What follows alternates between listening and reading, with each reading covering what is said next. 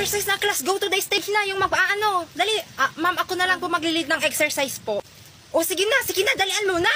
Okay po. Ipatugtog ko na ba yung girl in the mirror? Ay, sir, huwag nyo na pong ipatugtog kasi may dala po akong radyo dito. Ako na lang po. Okay, sige. Sige po. Ready na po? Ready na. Nagbabago na si Rainy Sue. Ipapasa ko na siya para makagraduate siya. Hala, yan ba yung exercise? Mali yung napatugtog nyo. Kaninang estudyante ba yan? Hindi po ako yung advisor niyan. Di ba class hindi natin kilala yan? Bababain niya Yes na. po, hindi po namin yan kilala.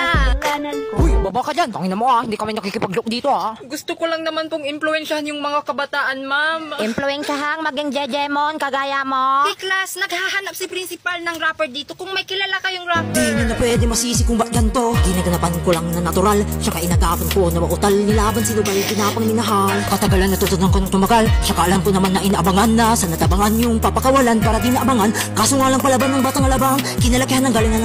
Kaya nakasanayan kung makabuo ng batiin. Ang hanap namin ay rapper, hindi monster. Nabingi ka na ata. Pahiya ako palagi ni ma. Okay, may magaling bang mag-Japanese dito?